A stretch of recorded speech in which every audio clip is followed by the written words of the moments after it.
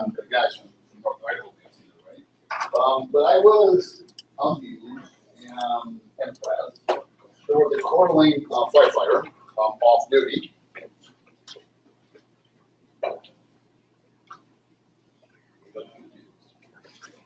That had flown out of Oakland down to where was it? Yeah. So in flight, there was a gentleman with an in-flight emergency that ended up having a cardiac arrest. So they laid him down, and the nurse ended up doing CPR on him and got perfusion back. Close the door when you walk in. That's your job. That's why you're sitting there. Yeah. Doorman. You're using that one. You got a doorman mustache. That's your job. Are there angry people sitting here today? That's that. Is there angry people going on? It's just another court making it. Yeah.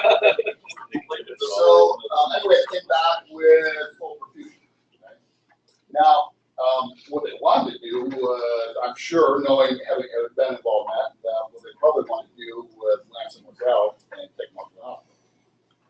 Being a pure North Idaho guy, they land in Cobble, and instead of him allowing them to transport, he ends up taking a taxi to the hospital, and then ends up refusing it further. He get AMA in the hospital. Moved back to California somewhere, and had a pacemaker implanted along the way. Cheaper. That is pure North Idaho. I mean, that is like classic North Idaho right there. So I thought all right, so back to this.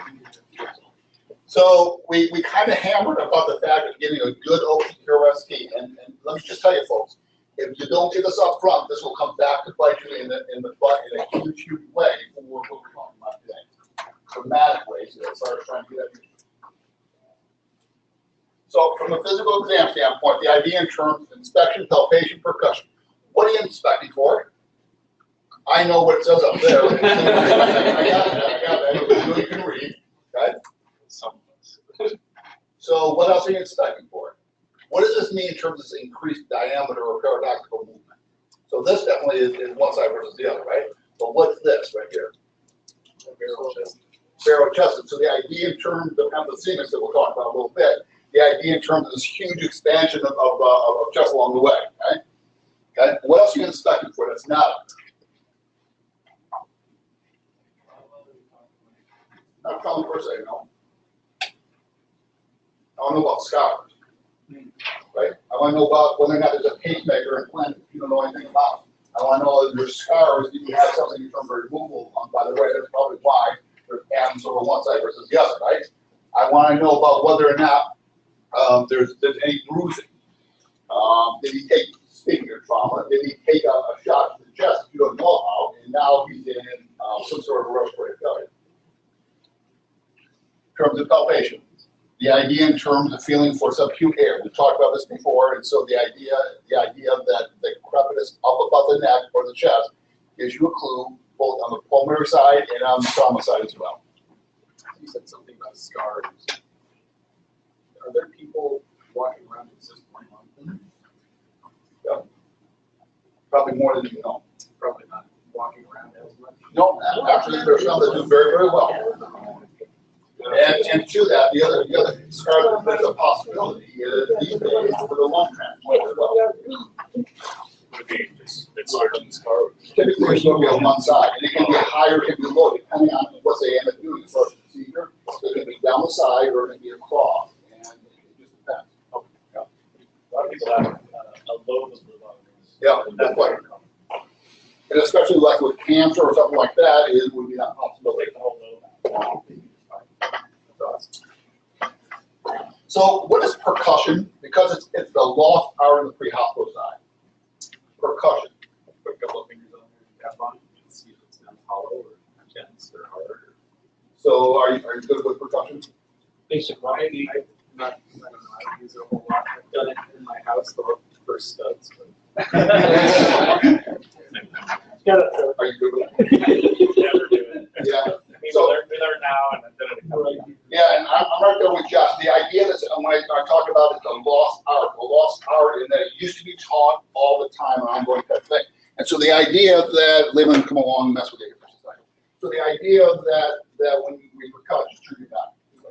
The idea that when we percuss, the idea that we're going to tap, just like what Alec is talking about, we're going to tap.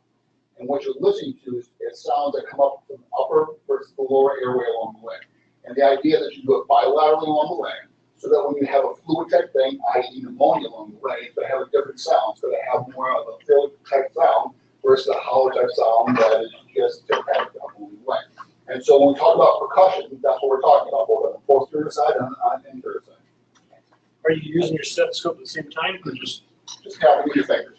You know, the only time I have used that, and it actually is kind of nice to know, is over the stomach. Yeah. Right? If you feel like, if you wonder if you get hyperinflated someone's stomach or begging or something, you can totally hear air in the stomach versus the normal abdomen sound. There was once upon a time that I was okay with this, but trust me, it's pretty much gone to pre-hospital side. You will see docs, and especially during your clinical rotation, you stand the possibility of seeing some docs doing some percussing along the way. And that's exactly what they're doing, is they're trying to determine this or fluid and everything else like that. Now, these days with X-ray and these days with ultrasound and everything else like that, not so much. But the idea that's still out there is a possibility, and that's what it's based on. So this kind of goes back to what I talked about a little bit earlier, the idea that you have to get good at breath sound, the idea that you have to know the difference between rows versus bronchi and everything else like that is kind of this right here. So some abnormal breath sounds in terms of upper airway would be snoring, stridor, we've talked about this, wheezing, upper or lower? Lower involves what kind of patients typically, not always, but typically? Asthmatics, right? Versus COPD patients, what are you typically going to hear? Well, because we're talking about major amounts of fluid, we're talking about bronchi, we're talking about rales is the big thing, okay? And so they classify it as being crackless versus rales as well. What's this pleural friction, Rob?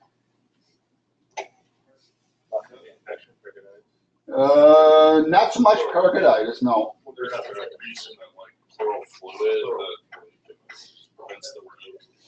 Right. So remember earlier we were talking about loss of surfactant, right? The idea that with this pleural rub, the idea, and especially that surrounds the lungs, we talked about that already. The idea if this becomes inflamed anywhere along the way, then you can have what they call a rub. And that is every time you take a breath, there's going to be like this expansion as far as the pleura, and so it's painful. So this clubbing that they're talking about is kind of interesting, and especially you can see it in your COPD patients. You may have never appreciated it before, but the idea in terms of this clubbing goes along with low O2 sats. Okay, so you hook up a pulse oximeter and it doesn't register well, and you're seeing the clubbing type thing. The two go hand in hand in terms of this chronic type situation that you're going to see it in.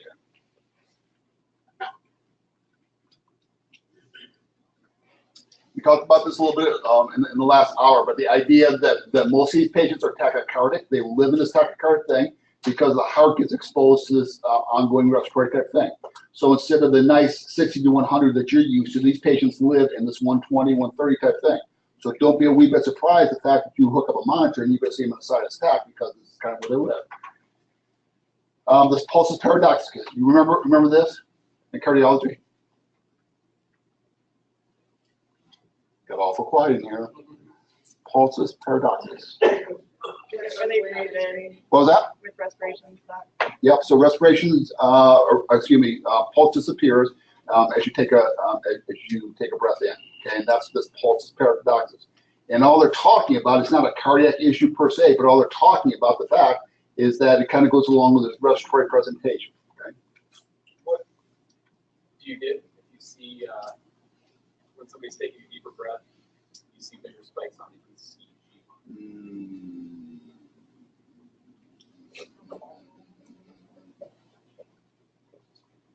Any thoughts? I don't know. Like, Yeah, I just had that Friday. I mean, you guys breathe in, the spikes that bigger, and get small. Not sure. Probably is a hard factor.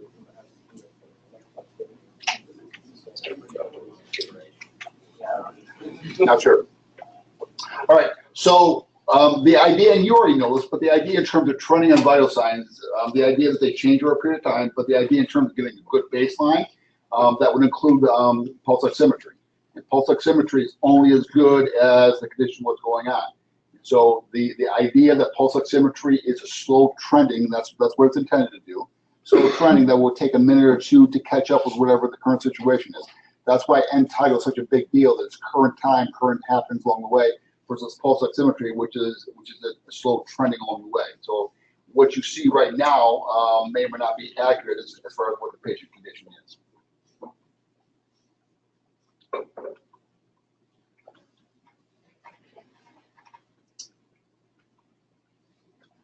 This goes back to the last hour. We're talking about peak flow testing, and this is if you've never seen it before, this is formally a peak flow meter, or one of the ways a peak flow meter can look.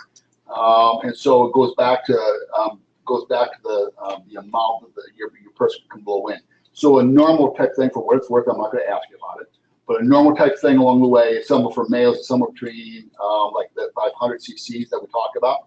For a female, can be slightly smaller than that. But take a look at this. I mean, you have somebody that's moderate to severe. The idea that they're moving very little air along the way is what this is about. So the bigger thing is I just want you to understand that there's something that's called a peak flow meter and when it might be used. We talked about this already, the fact that these patients very frequently will end up retaining CO2 along the way, which goes along with their perfusion, the overall scheme of things. All right, so the idea that we're using bronchodilators, so one of the big things that you're using, that we're using in the prehospital side, is albuterol. And albuterol combined with Atrovent.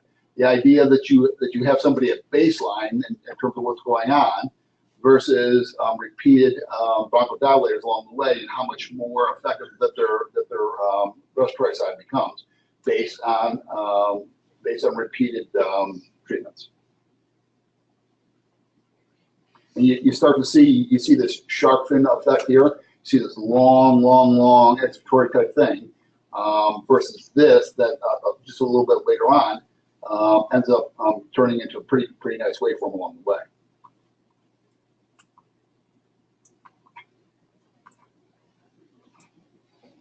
And again, would I get terribly excited about seeing somebody with reactive airway disease with a 42? No, probably not all by itself, but the presentation is going to be the bigger thing I'll look at.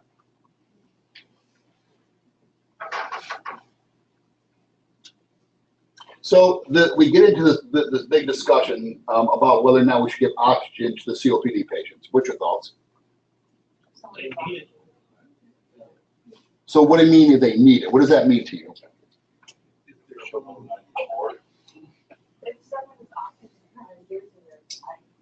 Yeah, I'm right there with you, but I'm taking you fishing. Okay, good.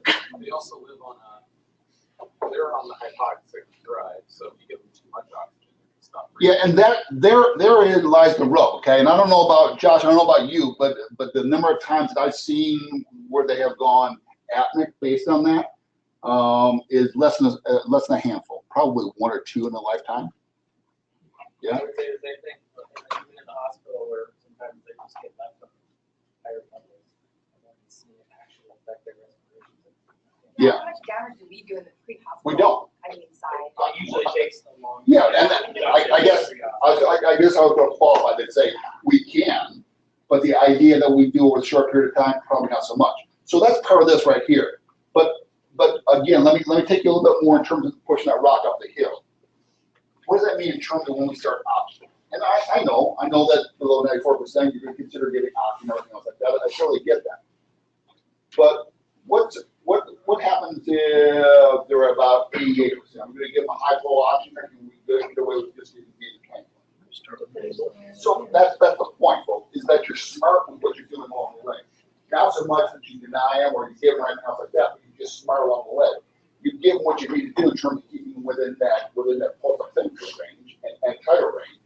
But out of that, we make a whole big deal about this whole thing that probably doesn't need to even be in the discussion. Okay? So just be smart in terms of how much you're giving and starting everything else like that. And remembering that in many, many cases, these patients live in what state? Do they live in that 94, 99%? Good no. So the idea that they probably live in that 88, 90% on an ongoing basis. So does that mean I need to drive them up to 99% to make me feel better? Not so much. So you know this already, but the idea in terms of all kinds of possibilities as far as upper airway obstructions. How can infection play a part in terms of upper airway obstruction? Epiglottitis would be a classic one. How many of you have seen epiglottitis in 40 years? You have? Yeah, a transport from So adult or child? child. Yeah. So next week, as we talk about infectious disease, we'll get into this a little bit deeper. But the idea that epiglottitis used to be a childhood type thing, it's now an adult type thing, not exclusively, but numbers wise. And the amount of time that you're going to see it has pretty much gone by the wayside. So differentials. Do not go out the door just because you walk in and they're in a tripod position, okay? Remember the cardiac's part of this, renal system is part of this, and a lot of other issues as well, okay? And title will give you some great information along the way. So why this? If the patient is able to speak, encourage coughing. Why would you encourage coughing? That's part of it. Getting the junk out of there, that's part of it. So then why do we end up taking cough suppressants? Because when you take cough syrup, to a certain degree, you're taking cough suppressants. There is that, you know, you don't want to be awake at night, you know, with a cough, ongoing cough, right? But in doing that, what's the trade-off? Absolutely. So the idea that when they give you cough syrup or cough syrup with expectorant, what they're really saying is that, yeah, we're going to minimize your cough, but when you do cough, you're going to bring up junk along the way. And that's the whole thing in terms of this right here. The idea, and especially with a COPD patient, with a chronic bronchitis patient, the idea that you want to continue to have them cough up whatever they have in their lungs.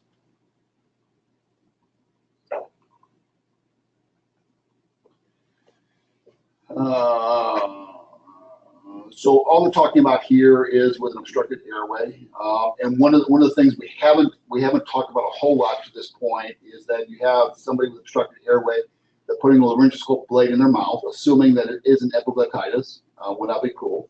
But the idea of putting a blade in their mouth and with McGill forceps trying to remove whatever the outcome is.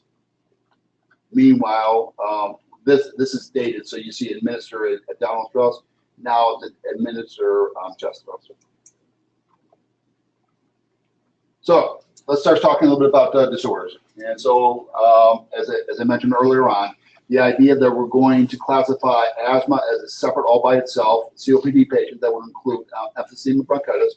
We're going to talk, we're not going to talk so much about CHF or pulmonary edema, we've already done that, but that plays a part in terms of respiratory distress as well, obviously. We are going to talk about pneumonia. We are going to talk a little bit about ARDS, respiratory distress. We're going to talk about PE, and we're going to talk about carbon monoxide poisoning. All right, so when we talk about reactive airway disease or obstructive lung disease, we're talking about these right here.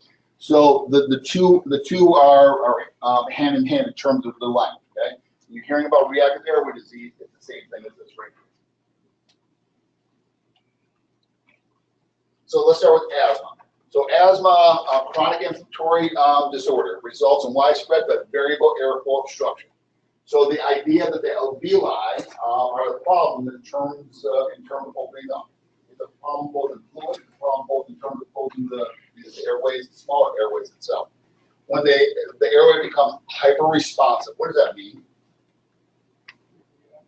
They overreact, right? So it's kind of like an allergic reaction in many ways. Anytime you're seeing about hyper-responsive, we're talking about some sort of allergic reaction. So this isn't the true allergic reaction, pull out the EpiPen or anything else like that.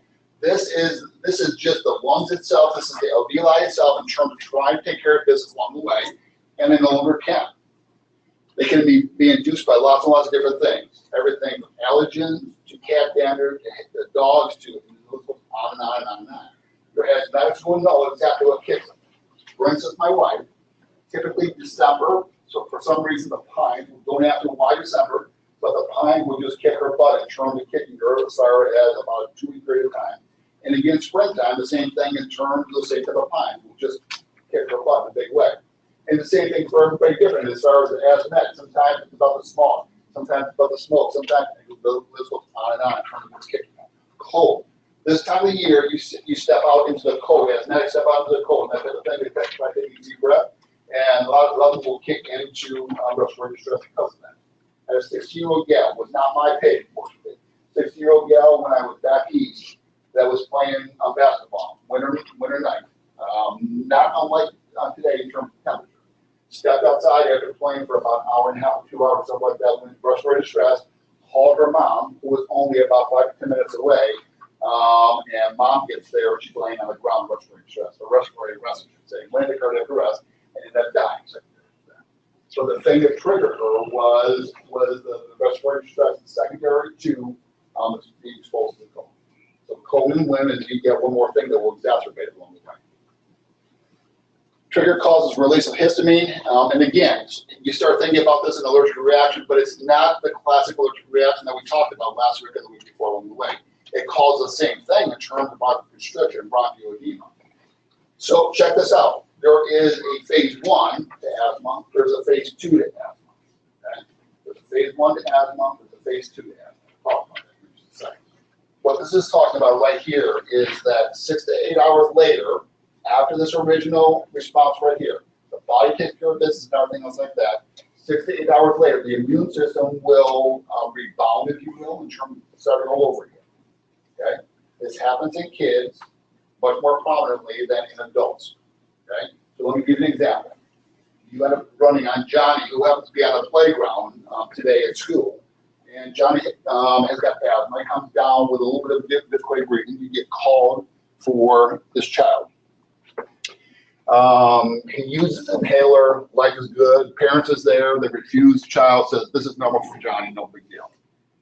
So it's now 6 o'clock in the evening, and you get called to Johnny's home. And unlike what you saw on the playground this morning, Johnny is now sick with reactive airway disease. That's this.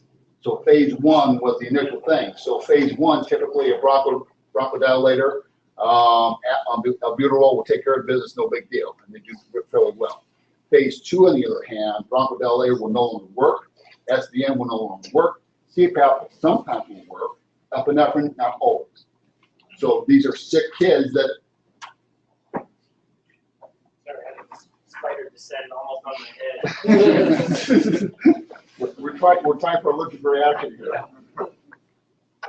So phase 2 again is severity. Phase 2 will not respond to conventional type thing with SVNs and bronchodilators. Okay, you should know the difference between the two of them. So what do we do? You prepare for CPAP, because that's definitely what your go-to is. You start thinking about epinephrine. Okay, so epinephrine not in the sense of an IV push of epinephrine, but 0.3 to 0.5 IM. Okay, so hang on just a second. One other thing about that is, what else do you start thinking about with the phase 2? I'm sorry. Absolutely, intubation would be a prep for intubation along the way. Okay?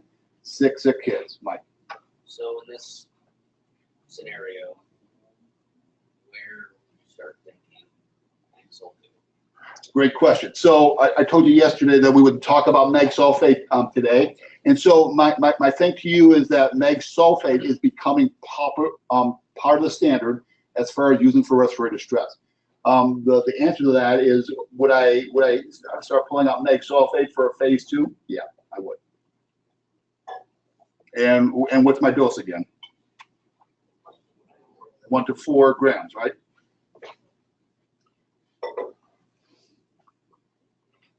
Okay, and that's just this right here. The idea in terms of what's going on here is this lies within the alveoli, this lies within the bronchus, and so you have inflamed airways. You've got mucus. There's an overproduction of mucus along the way. So with asthmatics, there's overproduction of that. You've got this alveoli that becomes trapped, and so to that, the whole thing, ties in together for the patient's good work. And another term that you sometimes hear about this is restricted airway disease. And that's exactly what they're talking about in terms of this right here. So this alveoli is trapped within this.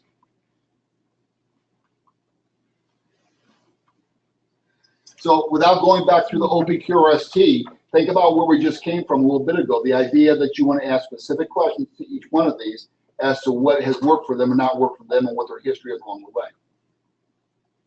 Would I want to know about whether or not they've been hospitalized for asthma? Oh yeah, without a doubt. I want to know how often this winter they've been hospitalized for asthma. I want to know about how many ED visits. If you happen to follow Josh around on a daily basis, I'm guessing there's a whole number of different times that he gets called to the ED in terms of taking care of this right here. And so, how many times have they been either admitted or ED visits along the way? Is there any history of respiratory failure, i.e., have they end up on a ventilator intubated along the way? It gives you a clue. It doesn't necessarily mean that they're going to go into respiratory arrest on you or so severe that you have to intubate them, but the idea in terms of always anticipate what's coming next.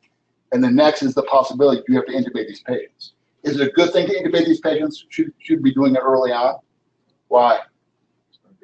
It is. The idea that it becomes very, very complex as far as getting them off, in part because of the disease process along the way.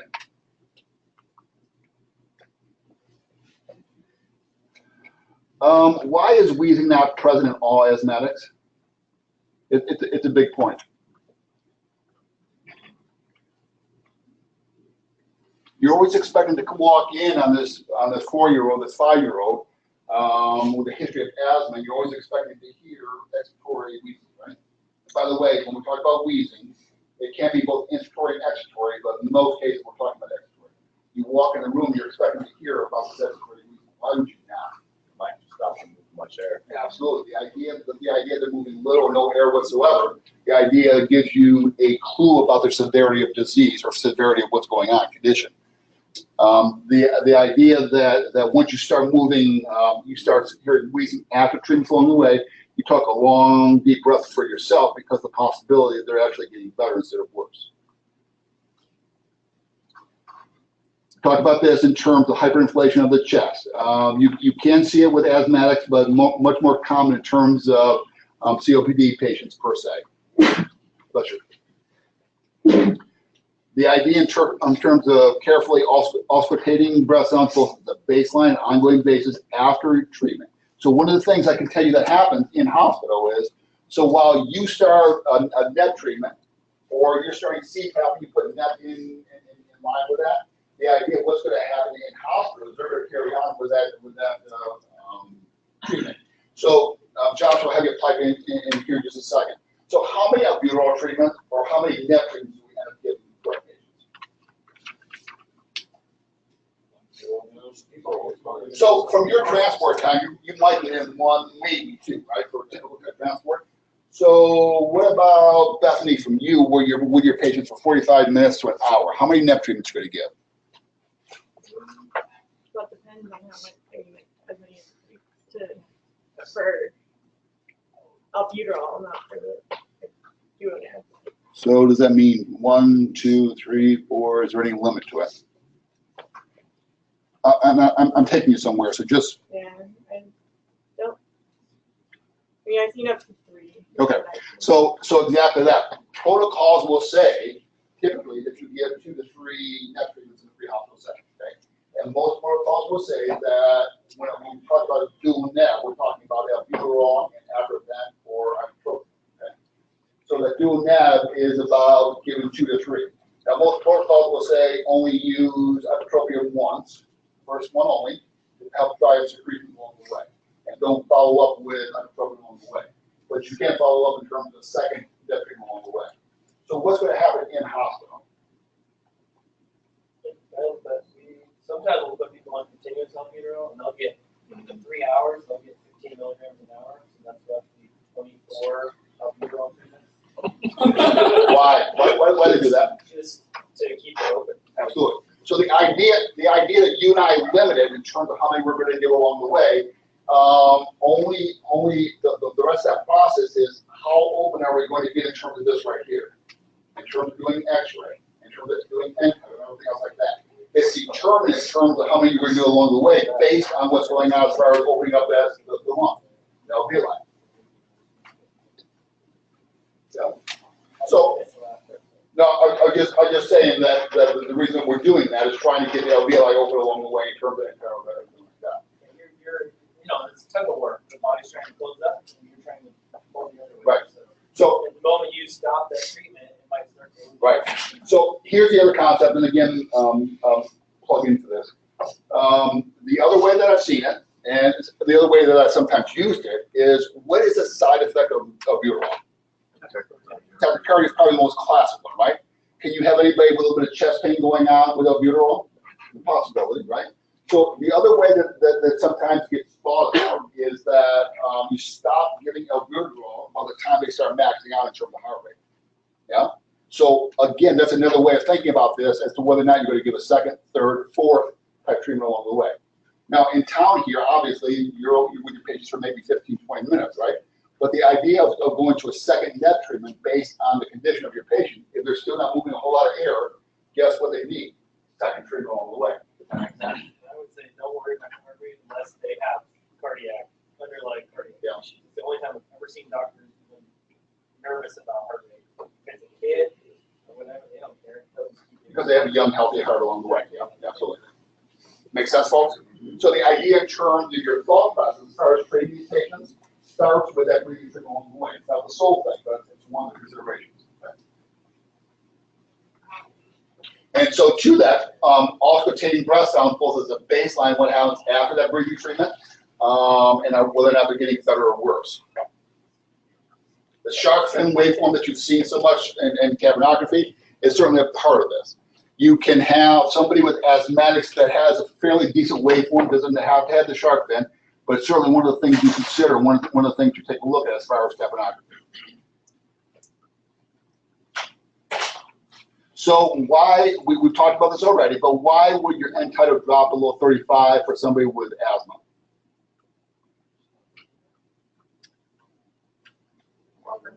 There you go. So Christina cheats because she was sitting next to me this morning as we were reviewing this, and I asked that question. So the idea in terms of capnography being based on perfusion and ventilation is that if they're in poor perfusion along the way, then their end tidal may only show up as 20, 22, something like that. And the same thing that it can go in the opposite direction. Truly, if you're past perfusion, if you have somebody that's perfusion well, the idea that they can end up living here 50, 60, 70 as far as end tidal. So what's our goals? Certainly to correct hypoxia and both correct it and prevent it, reversing bronchospasm along the way, and then reducing inflammation. And so to that, the idea that albuterol and your treatments will play a part in terms of this.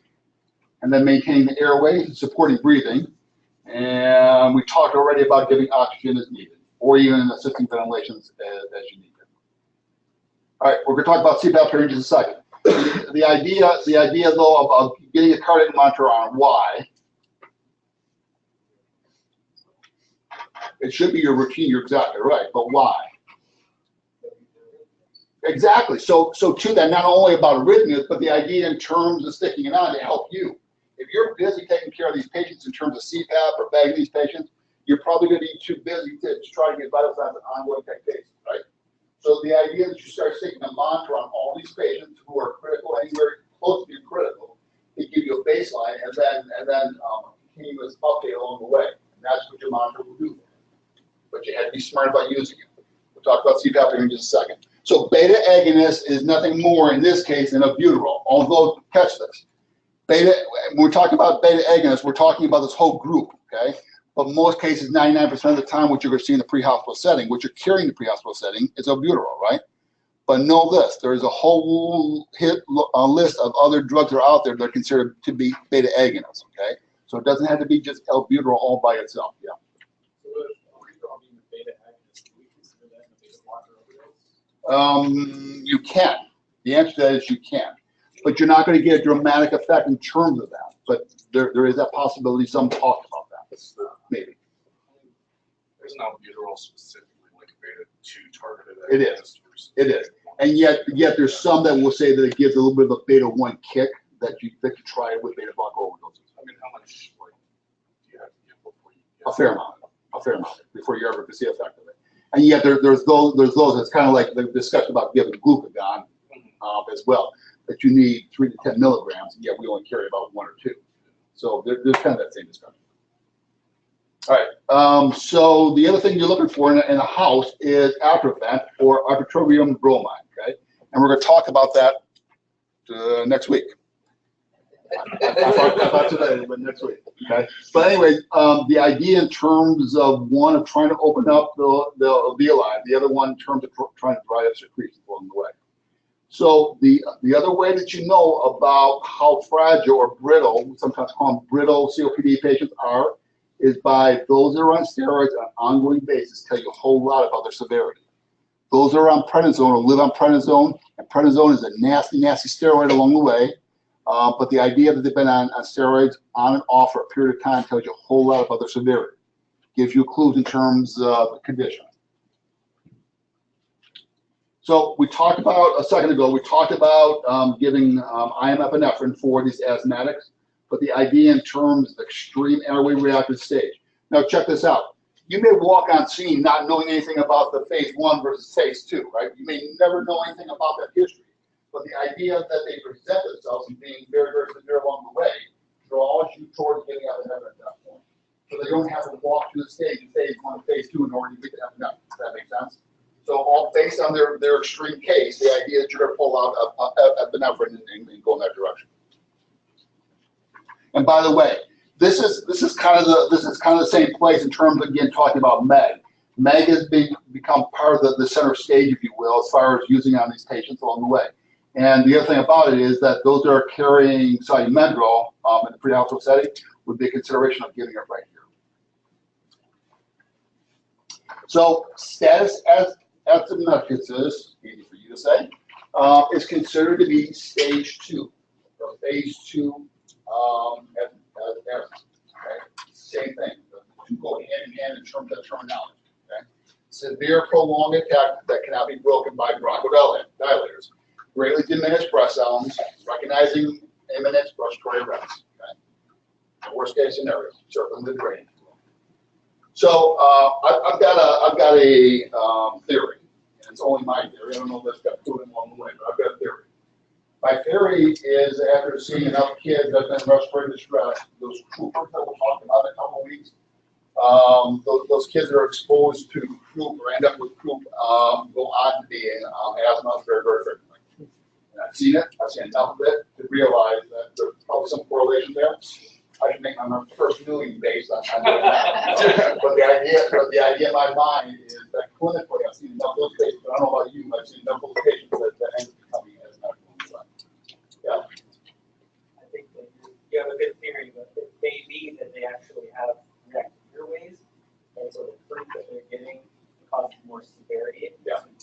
Yeah. And then later on, they get diagnosed with asthma later on. They don't like to diagnose little kids with asthma. Right. And it could just be an upper respiratory infection that causes the same symptoms of asthma. That's usually when you notice it's when they get sick. And to Josh's point, typically they will not be diagnosed with asthma until they're about 4 years of age. Okay? So typically the low rate you won't hear so much about it being asthmatic per se. Yeah, so you may ask, like, if you have a 2 or 3 year old, you may not say do they have asthma, or the parents may say they don't have asthma, but you might ask, has this kind of thing happened before? They go into the hospital because of breathing. Right. Oh yeah, well, last time they got croup, or last time they got really sick, and then they had to go to the ED or whatever. So basically, they have asthma, they just have to.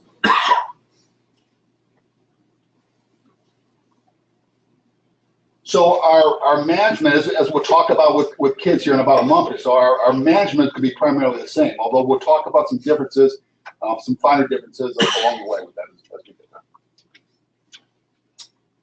So we talked about this a little bit ago, but the idea in terms of, because these are chronic type patients, the idea in terms of intubating just because you can is not your best move.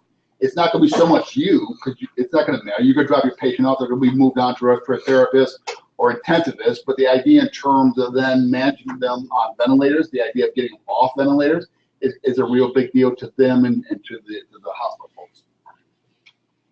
But having said that, the idea that when you need to do it, still need to do it. So that if you can't correct hypoxia, if you got a decreased level of consciousness to where they cannot maintain their own airway, or inability to control their airway for whatever reason, then you need to do your thing. These patients, as I was talking about our group this morning, these patients are at high risk for pneumothorax, developing an intentional pneumothorax, in part because of the lung disease, in part because of the condition of the lung along the way. So in terms of talking about the adult, you have a patient that you intubate along the way, you're ventilating them and everything else like that, and life's going great, and you're about 5 minutes out from the hospital, and they do a dive. You have to think about the possibility of catching pneumothorax that it's pretty bad. Doesn't mean the rest of it doesn't play into that, but I'd probably be thinking about pneumothorax and not thinking about obstructions along the way as far as the sun. Those are my two go-tos. It should be your two go-tos as far as maintaining the airways. I've got a question. Status. Yes, please. Is the upper airway, is that swollen, kind of like you would have an anaphylaxis, where you only have a limited amount of time to get the tube, or? No, all it means is that it's the nth degree. The disease process is that extreme. But I mean, in an asthma patient that you do have to end up tubing, are you ever going to be thinking, hey, I can't see the airway? No. Okay. So the airway all by itself is not going to be edematous just because of the asthma all by itself, because it's a lower airway type thing. All right. Make sense? So emphysema. So we've kind of beat the drum on that. Asthma pretty good. So emphysema. Emphysema is part of the 1-2 punch for COPD. That you know so well when you bread and butter. It's exposure to noxious substances, and most of that it could be about cigarette smoke. But the idea that can be a lot of other things along the way. It can be to the environment. It can be to those that live in the city for a long time, for an area for a long time, can end up with emphysema. It can be because of cancer. It can be because of, and it goes on and on for the possibilities. But it's exposure results in destruction of the walls of the alveoli. So what's the difference then between this and asthma? One's irritated, one's good. Yeah, pretty close. The idea that most asthmatics do not necessarily have destroyed alveoli per se, it just means they have reactive disease instead. This, on the other hand, will end up doing destruction of the cells and of the alveoli along the way. So remember cor pulmonale. Remember cor pulmonale. Remember the fact that cor pulmonale is about hypertension of the pulmonary artery, and it can't pump forward, so it's got to go somewhere. And so the idea in terms of right-sided heart failure, or part of pulmonary edema is a result of this right here.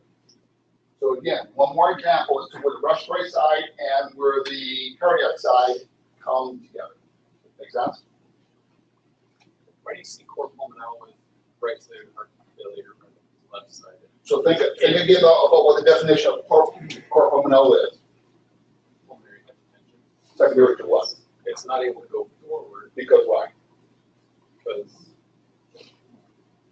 Because of this right here. So remember that the alveoli is destroyed, or there's so much fluid that's there that it can't pump forward. Okay? So the idea that it can't pump forward, it's got to go somewhere. Where's that somewhere going to be? On the right side. pulmonary artery. It's going to go throughout the rest of the body. Remember, we talked about right heart. So you're going to have JVD. You're going to have peripheral edema. You're going to have a site. You're going to have liver injury. Okay? All that is because of the fact that it can't come forward because there's something going on in the lung. So it's because of the lungs, not because it's Yeah. not getting. Yeah, it's all about the lungs, not about the left heart. So can the left heart play a part in this? Absolutely. That's kind of what we're talking about today. Answer your question, okay? Yeah. What's polycythemia? We're talking about with your test today, but what's polycythemia? I'm sorry, say again? Yeah, it is. Why would you see polycythemia with this population?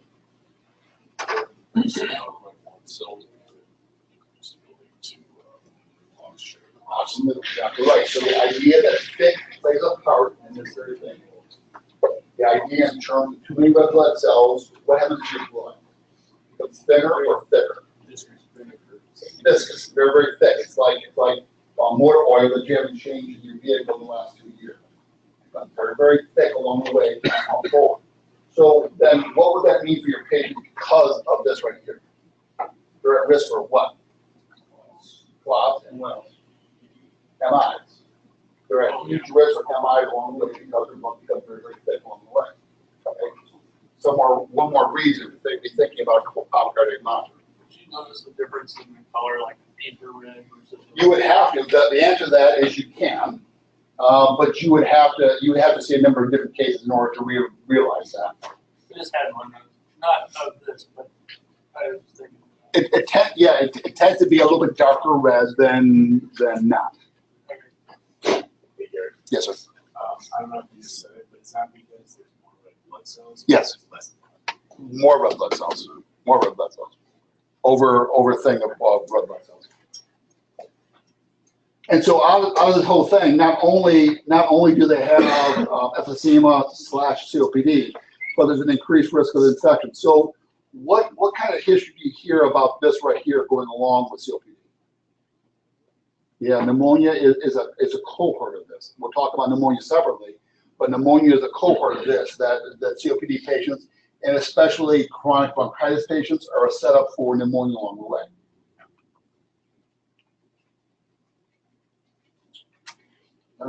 You know this already, but the idea in terms of history of cigarette or tobacco use, the idea in terms of most of these patients are overweight or underweight.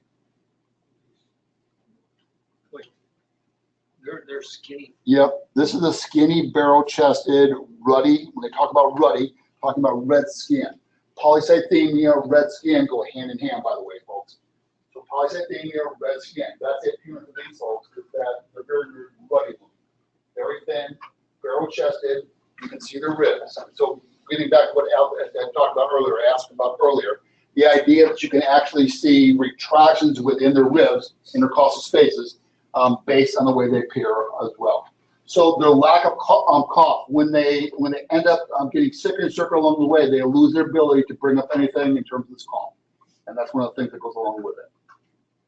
That's them right there. You've seen that patient before. You've seen that tripod position. You've seen pursed lip breathing. What is pursed lip breathing?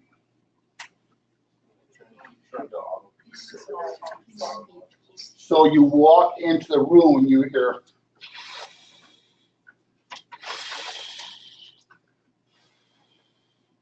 Very long. Pursed lip breathing is exactly as you said, auto peak. Okay, so pursed lip breathing, COPD patient, asthmatic patient, very, very common. So the so-called, not endearing, but the so-called pink puffers, because they had that ruddy look to them, is the emphysemic patient, if you will. By the way, this hypertrophy of accessory muscles, these muscles become overused along the way, and so these muscles are big and hard and firm and don't work really, really well in terms of trying to compensate. Gary, are a significant number of emphysema patients on HOMO too? Yes, and especially the disease process gets worse. All right, versus bronchitis. Now catch this. In the pre-hospital setting, you're not going to sit there and go, well, let's see, I think you got chronic bronchitis versus emphysema. So you're not going to do that. You're going to treat them the same, okay? But for purposes of both definition and diagnosis, they're actually two different things that are taken care of the same way in terms of umbrella. Okay, so let's talk about bronchitis. Pathophys results from increase in mucus-secreting cells in the respiratory tree. Okay. So check this out versus emphysema. What's going on there? Is there mucus there as well? Yeah, but for slightly different reasons. Okay, and that's kind of where you start splitting hairs with this. Okay, alveoli are relatively unaffected. So unlike emphysema, this is not the alveoli that gets destroyed over a period of time. So is the disease process caused by the same thing? Yep. So tobacco is a huge thing in terms of this. Okay, the difference here is that the emphysema patients all by themselves, while they're susceptible to some other disease processes, this population right here lives in the disease process. Okay, this is the smoke as you hear about every single winter that they end up with at least 1, 2, or 3 different diseases along the way, and they're all respiratory things. That, in many, many cases, is chronic bronchitis. Okay? And they turn into pneumonia over a period of time. In most cases, we're talking about productive cough. Remember, we talked about with emphysemics not having that cough per se, or a dry, hacky cough with emphysemics. This, they're bringing up gobs and gobs and gobs and gobs of nasty secretions. Is this something that kind of leads into emphysema, like over time and all with it? The two of them can play well in the sandbox together, Jeff, as far as one versus the other. But the presentation is slightly different. That's kind of what we're looking at. Right? So look, the other thing about it is look at this the way they present. So we talked about emphysemas as being rail, thin, right? Overproduction in terms of the chest and everything else like that. This, on the other hand, are called the blue bloaters, if you will. They're overweight. They're cyanotic. They have more of a on again, off again type respiratory distress history. Okay. So why would you have angioedema? Why would you have JVD with this? Why would you have hepatic congestion? What did we just get finished talking about? Heart failure secondary to cor pulmonale, right? So right-sided heart failure. This is the presentation of right-sided heart failure right here. It doesn't mean you can't see it with emphysemics, but this is the population you're going to see it in the most. So, having said that, you need to know the differences. For me, you need to know the differences between the two of them. You need to know the difference between emphysema versus chronic bronchitis. Okay? So, by the way, bronchitis, you go to the doctor, you're not feeling well, you go to the doctor, and you're diagnosed with bronchitis. Is it the same type of thing that we're talking about here? No, the difference is chronic bronchitis is that ongoing type thing secondary to a respiratory type disease you got. Does that make sense? So we need to talk about that. But you need to know the differences between the two of them as far as how they present. So in the end, are you going to end up treating the same? Yep. And for everything we talked about with asthmatics, it's the same thing here. We're going to support the breathing.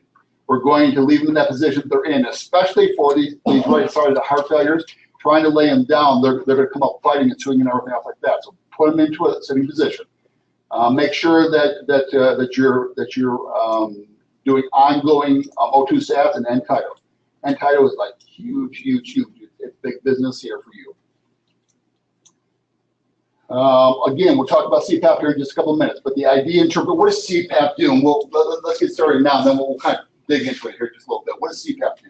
Maintains a positive pressure in the airway. What does that mean? Keeps the alveoli expanded, keeps the lungs relatively expanded. Good. Good starting point. What else does it do?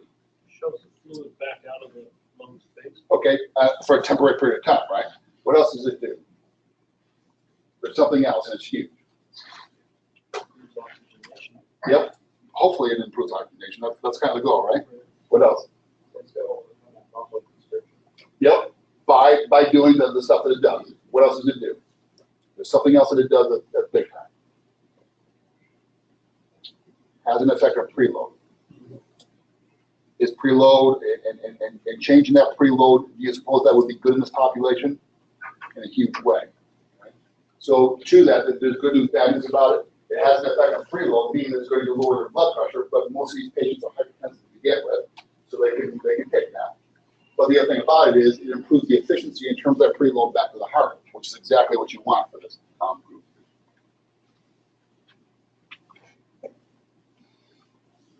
So, what do you think? Emphysemic or chronic bronchitis? Oh, by the way, one other point, and just not belabor the point, but I think one other point is this. Suppose that you have a patient that's been involved in some sort of a trauma that you need to C-spine them. And oh, by the way, they happen to have a history of COPD. What's going to happen when you start laying these patients down, potentially? You're going to put them into respiratory distress and they're not there already. Does that mean that you don't C-spine them? Nope, that isn't this at all. But the idea that you have to be at your game in terms of thinking about that you patient can deteriorate based on the fact of just laying them down. Simply laying down can actually make it a whole lot worse. So I think it's worth noting to yourself about the possibilities of what's to come.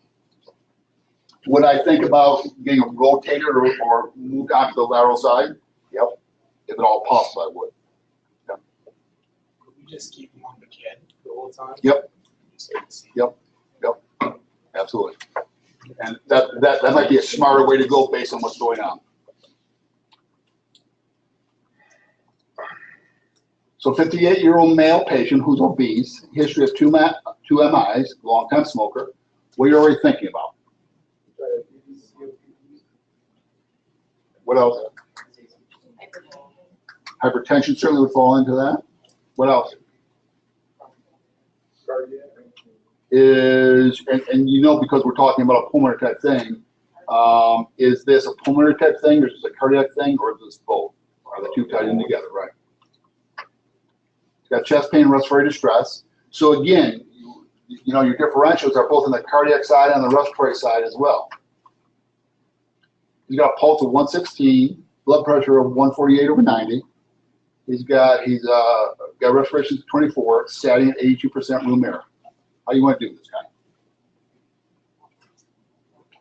So we're going to give oxygen, high floor or nasal cannula. What do you think? At 82%, I would put him on a non-rebreather right away. I don't agree with that. What else you want to do? IV access, monitor. So you go to run IV fluids on this guy or not? No, Access, right? Okay, good. And did I hear you say something about a monitor? yes. Okay. So 4-lead, 12-lead, and title. SpO2, we don't have it already. Wait, yeah, I guess it's there already. Okay. Anything else? So aspirin, definitely. I don't know that I can jump on that just quite yet. Okay? I'll show you why here in just a second. So he's got blood pressure that's reasonable in terms of 148/90, right?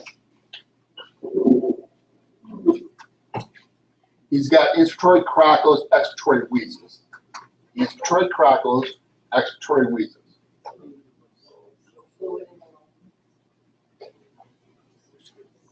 What do you think?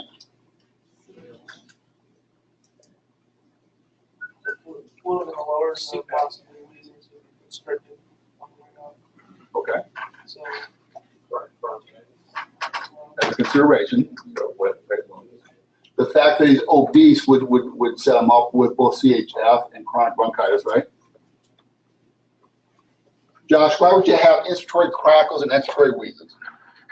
Inspiratory crackles usually from the air going to the fluid. Wheezes is not always in the active airways, not always taken with the muscles, sometimes because of edema, swelling in the tissues around the airways. So anytime you have any fluid or edema, swelling, so it could be renal failure even that causes respiratory. Not just like that. So probably a couple of different things going on with this patient, wouldn't you say, based on this alone? Okay. So the thing is that are we talking about cardiac? Are we talking about pulmonary? Are we talking about both? And until you get a 4-lead, until you figure out a 12-lead and everything else like that, and then going down the rest of the algorithm about whether or not this is a cardiac type thing or what else. So what created the other, right? The idea, what came on first? Did chest pain come on first and then respiratory distress, or vice versa along the way? Well, again, give you a clue in terms of which side you're dealing with, and in some cases you're dealing with both sides. So, Trevor, you talked about giving nitro. What is the only reason that you want to be cautious about giving nitro in this patient? He had some type of imperial line. He had a BP that could support it, but also if it was respiratory in nature and you were going down cardiac, you ended up CPAP in this patient. Yep. It give a better fluid out of the lungs. Yep. And it isn't that I disagree with you, because I think there's times when you end up doing both CPAP and nitro together. But my only point is I would want to get a 12-lead probably first before I end up going to nitro here. Make sense? Yeah. Question. Yeah. On these chronic bronchitis, you said end tidal super important. That's mostly so we can watch their trend to see if they're going to swing through a crash. That's all it means. If you hook up end tidal, you hook up side stream, and tidal shows 48. I'm not going to be concerned about it. If it shows 60, I'm going to be a little bit concerned about that, simply about what's trending, not so much that the fact that it's 60, but which way is this going? Sure. Make sense? All right. So 62-year-old male, COPD, CHF, history. Inspiratory crackles and expiratory wheezes are present. Capnography can help. And there's your waveform. And there's your waveform. So if nothing else, if you're hearing nothing else, the idea of not only the initial vital signs along the way, the idea in terms of a good history along the way, but what your reassessment as time goes on.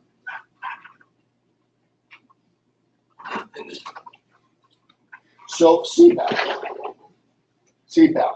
Depending on the type of CPAP that you have along the way, it will kind of determine whether or not you have the ability to adjust it or you have to put a different device. And so most of the CPAP that you're carrying will have the ability to start it off somewhere between 5 and 7 centimeters of water. Probably the number you remember. 5 to 7 centimeters of water. And adjust it up from there.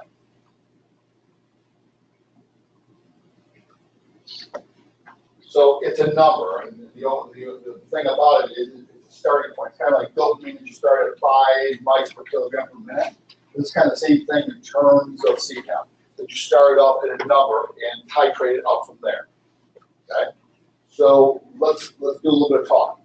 Why would you adjust it up, and what are you hoping to do, and what's the downside? So that's 3 different questions. Why would you adjust it up? What are you hoping to accomplish? And what's the downside? You adjust it up to get more pressure in there. You open up those airways more, push more fluid up, decrease the preload. You also run the risk of increasing the preload too much, dropping the blood pressure or cutting pneumothorax. So what are you hoping to accomplish then? Get the fluids up, get their respiratory ability back in check, and keep their oxygenation up. How many of you have used CPAP in the field or been with medics that have done it? Most of you guys. So when you've seen that, when you put that on them, or your medics have put them on them, what kind of results do you see? Usually calm them, right? So usually you're going to turn around and relatively quickly. I'm talking about within a couple minutes, right? And so for the first time in a long, long time, your patient can say, "Oh, I feel so much better." Even those that are hyper about having the CPAP for the first time in their life, right? So you have to, number one, you have to counsel your patients as far as putting CPAP on each and every time. I don't care if they have it 10 times, you still have to counsel them about it. But once you put it on, you're going to need a turnaround. Why? Because the fact that you're pushing that air out of the lungs, the idea that you're having the effect of the preload, the idea in terms of that chest pain that they've got going on can't totally disappear, can sometimes get worse as well. So you have to know both sides of that, right? So what are you hoping to accomplish? Most of these patients, I don't know about you, but most of these patients, you don't end up with clear lung sounds and like the gram that they want to discharge and go home. So the idea you can start getting turned around based on that, but the idea that you go right back into failure along the way as well. So there's 2 sides of that coin in terms of what you want to accomplish. And the downside, what's the downside? Because it's bigger than just blood pressure.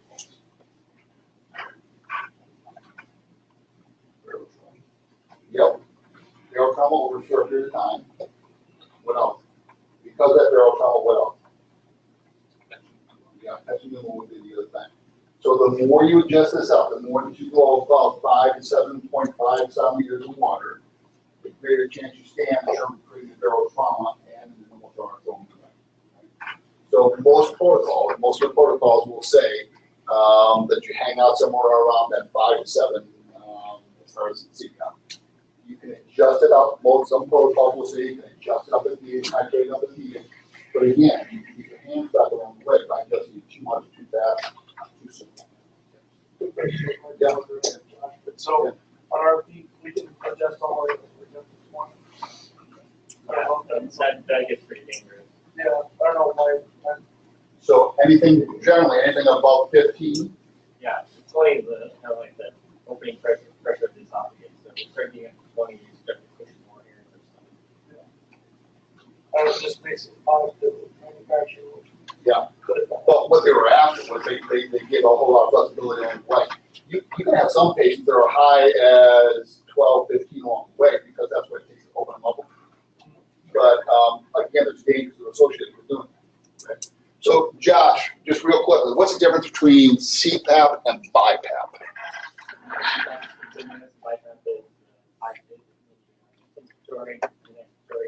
And the difference between the two is it's kind of like getting a positive pressure for us. Higher pressure is going to help them inhale, and then the lower pressure is going to help them. Okay. So in most cases, folks, if you haven't seen this already, in most cases, you got CPAP in the pre-hospital setting. As soon as you get to the ED, they're going to switch over to BiPAP. Okay, it's a little bit more effective over a longer period of time. It does a better job than CPAP all by itself. Okay, it's not a ventilator per se, but it kind of acts the same way in terms of both the inspiratory side and the expiratory side. Yeah, well, so on a BiPAP you have a expiratory pressure, which is kind of like the peak. So if you wanted to change the peak valve like on a normal day, you just increase the expiratory pressure, and that's your peak. It's your end expiratory pressure. And then whatever you set your inspiratory pressure to, it's going to kind of give them the breath in. And there's a rate, so you set a rate, kind of like on a ventilator. So it is sort of like, we call it non-invasive ventilation because it's a ventilator without any teaching. So again, you have to be careful, like we were talking about with CPAP, you have to be careful not to get so much pressure that you're pushing air into the stomach. The same way you don't want to move so much pressure in your belly. Yep. You don't have that. It's my prediction, take it for what it's worth. It's my prediction that in your lifetime, you will end up seeing BiPAP in the pre-hospital setting. It's already there. There's some that are on home health care that are on BiPAP already. So it's coming to an ambulance near you will be my prediction sometime in your lifetime. By the way, if on some sort of a test that might come up in the future, if you happen to put down 5 to 10, I will accept that. But in most cases, what you're going to hear about is 5 to 7.5 as being considered. All right, so indications. You should know this. You should know this. I have known this already, but the idea in terms of what are the indications of CPAP, certainly COPD, pulmonary edema. The P stands for pulmonary edema or CHF. The A stands for asthma. The P stands for pneumonia. So it always comes up in terms of discussion, why not drownings? It always comes up in terms of why not flail chest? It always comes up other uses along the way. So what do you think about drowning? Absolutely. But all by itself, suppose that they're unoriented and talking to you and everything else like that, would be a consideration? The answer is yes, as a possibility. Okay. I was wondering, if you're pushing fluid in the lungs, is it worse to push that dirty water back into the lungs? They're going to be on antibiotics anyway. That population is going to be on antibiotics likely anyway. Okay. So that all by itself would not deter me from not using CPAP for that population. Okay. Okay. Try and cough that up. And you've got that rush of air coming in there. You're just going to blow right back in there as you're trying to take your breath in. Right. Right. Okay. Pneumonia. What are you hoping to do in terms of pneumonia?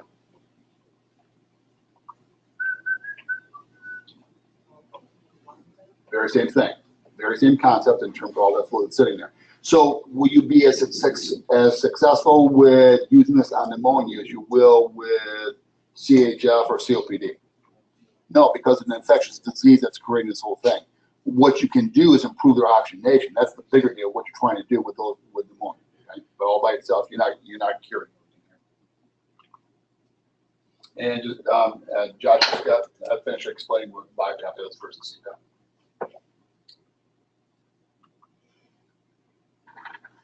So you've already told me this, but it splints the upper airway, preventing collapse. Using continuous oxygen, you're improving the oxygenation along the way. And so to thick, what portion of thick would be about this right here? Alveolar exchange. Alveolar exchange was part of it, but there's something else. To what Trevor talked about before. This is about offloading. This is at the cellular level that's offloading in terms of increasing oxygenation. So it's both sides.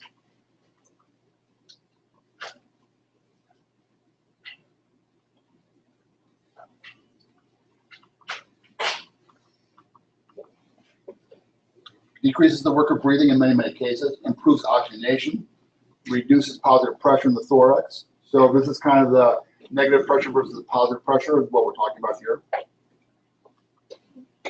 So contraindications, you should know this. Okay, you should know the fact that there are that it can be dangerous along the way. Right? I'll show my model with the right one.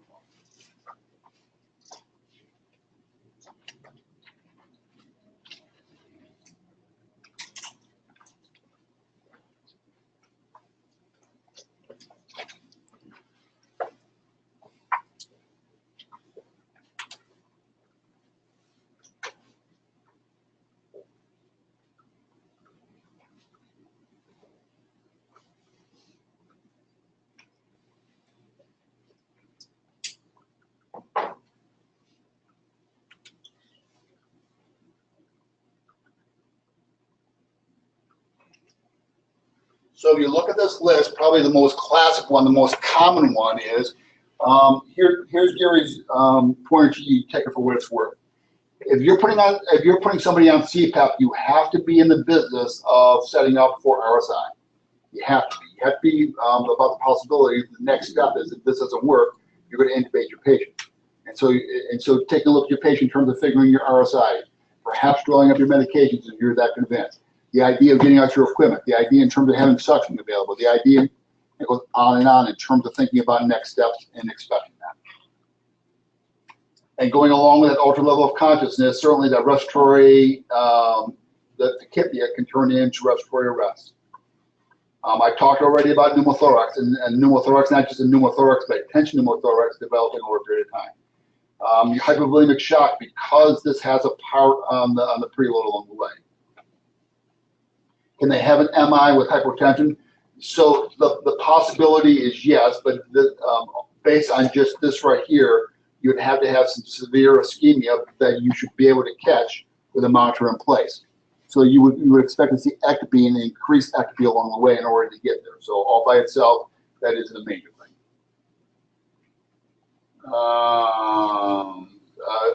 Upper GI bleeds or anything in terms of the fact that they've been vomiting on an ongoing basis would probably be a pretty good reason not to be using CPAP as well.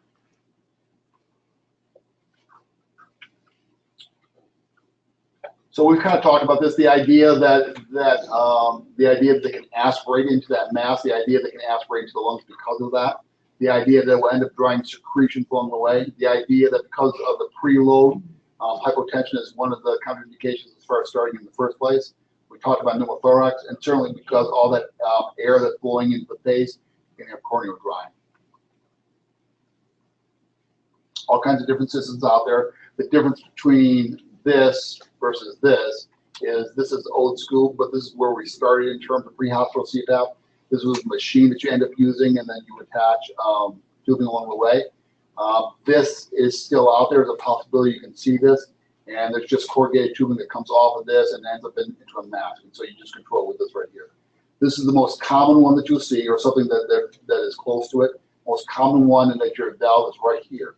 And like I was saying before, this particular one right here is a one set only. That is that I can't see the number on it, but it's like 7 or 7.5. It's being the only thing you can do. If you want to increase it, you would have to put another valve in that. Unlike most of the ones that we're using, where you increase your CPAP either based on adjusting this right here or the amount of oxygen you're giving as far as liters.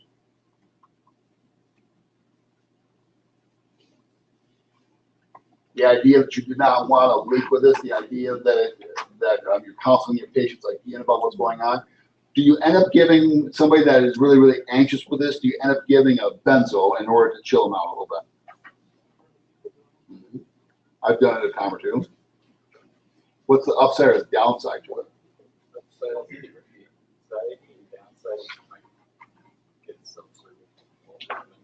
Yeah, so the real kicker is you want to be ever so cautious about that, because remember, they can end up with an ultra level of consciousness to begin with, and you're just adding to it with giving that benzo along the way. So you want to be ever so cautious about that, probably only as a last resort. Most will say, in terms of pediatrics, most will say 12 years of age or greater. Most protocols will say 12 years of age or greater is limited for CPAP. And the big deal about that is because of ultra level consciousness and because of blood pressure. And so that's typically what you hear. You've seen that formula before. In all honesty, folks, currently I'm not going to ask about that formula, but probably sometime in the future you'll see that formula again.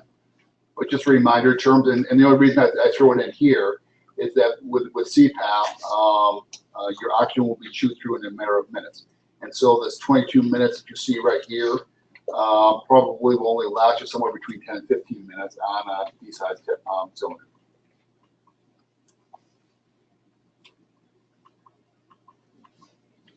Most will say that you can discontinue CPAP and consider bagging your patient or intubating your patient based on the mental status, based on blood pressure below 90, and based on that you see how popular it actually gets worse. What else would be another go-to as to why you might discontinue it? That's not up there.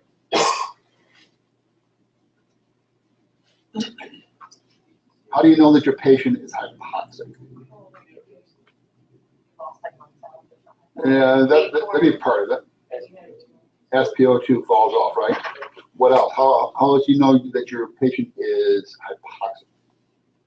What would happen with your end tidal? What would happen with your end tidal, up or down? If they're hypoxic, it's going to be down, right? It's going to be in the low 20s. Uh-huh. You have to snug it underneath the mask in order to get there, but the answer is yes. Yeah, probably. Well, but it's not so much about oxygen per se as it is just about the CO2 that's coming off. Okay, so the answer is probably not. But there's something else you're missing. How else do you know that your patients are hypoxic? Yeah, certainly cyanosis would be a big deal. You're talking like everyone I've ever worked with, they don't do it. They'll knock it off. They don't like it. They're not going to have it on. Right. So they become compatible along the way, or some sort of altered mental status. So check this out. How about a cardiac monitor one more time?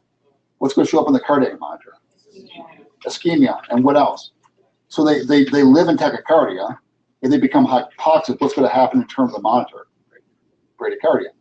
So one more thing. And again, you don't have that monitor on, you're going to miss that entire episode. That's enough right now. I think it's lunchtime. It is going at 25 after. Back in the classroom at 5:02. We will finish this up.